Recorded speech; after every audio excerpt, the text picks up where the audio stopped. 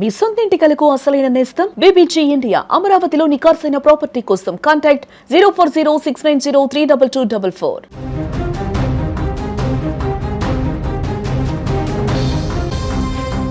ప్రేమించినందుకు తనను పెళ్లి చేసుకోవాలని కోరిన యువతిని అత్యంత దారుణంగా చంపాడు ప్రియుడు.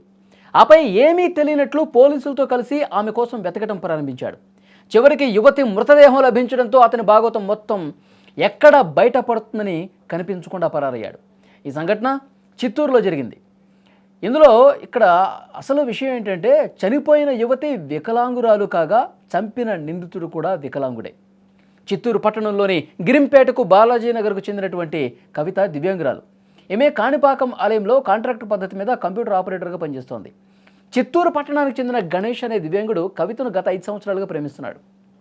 వీరిరువురు దివ్యాంగులు కాగా గణేష్కు ఇటీవలే స్పోర్ట్స్ కోటాలో చిత్తూరులో ఓ బ్యాంకులో అసిస్టెంట్ మేనేజర్గా ఉద్యోగం వచ్చింది.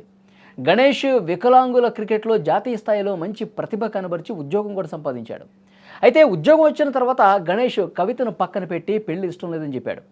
దీంతో కవిత గణేష్ మీద ఒత్తిడి తేవడంతో కవితను చంపాలని నిర్ణయించుకున్నాడు. ఈ పథకంలో భాగంగానే గత నెల 31వ తేదీన కవితను గుడికి తీసుకెళ్లి పెళ్లి చేసుకుంటానని నమ్మించి 3 చక్రాల స్కూటర్లో కవితను ముందర కూర్చోబెట్టుకుని ఆమె తలను వాహనంపై ఉన్న ఒక ఇనుపరాడ్తో బలంగా కొట్టాడు. చాలా దారుణంగా ప్రవర్తించాడు. తీవ్ర రక్తస్రావంతో కవిత చనిపోవడంతో గంగాధర నెల్లూరు బ్రిడ్జిపై నుంచి ఆమెను నీవా నదిలోకి తోసేసి అక్కడి నుంచి అయిపోయాడు.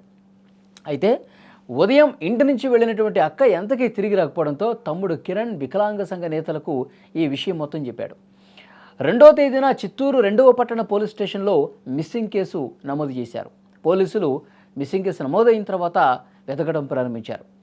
కవిత మర్డర్ కేసుపై గణేష్ను పలుమార్లు స్టేషన్కి పిలిచి విచారించినా తాను కూడా ఆమెను వెతుకుతున్నట్లుగా కేసుని తప్పుదారి పట్టించే ప్రయత్నం చేశాడు.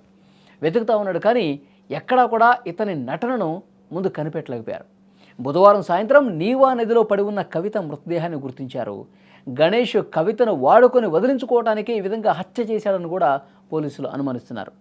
గణేష్ జాతీయ స్థాయిలో క్రికెటర్గా రాణించి క్రీడా కోటాలో ఉద్యోగం సంపాదించాడు. అయితే అతని బుద్ధి ఏ విధంగా మారిపోయిందో ఒక్కసారి ఇక్కడ ఆలోచన చేయాల్సినటువంటి అవసరం ఉంది.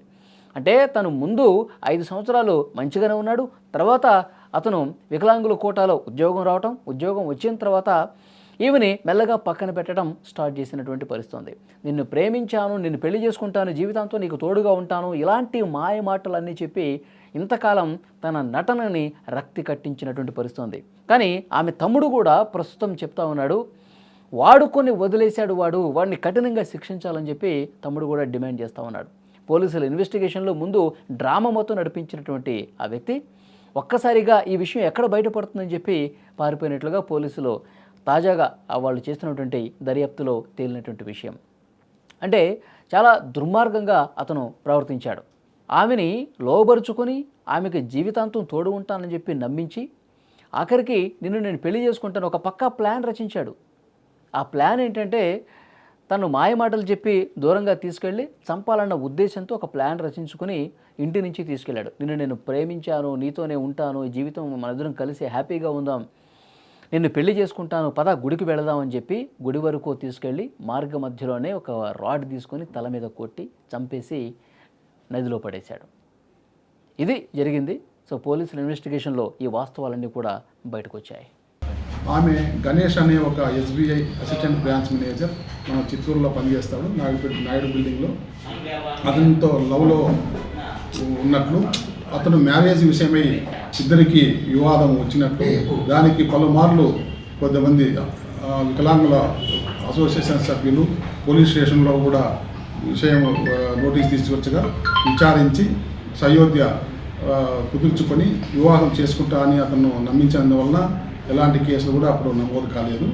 అందులో భాగంగా పెళ్లి చేసుకుంటామని చెప్పేసి ఇంటి నుంచి రమ్మని చెప్పేసి ఆయన్ని తీసుకుని వెళ్ళి పథకం ప్రకారము అతను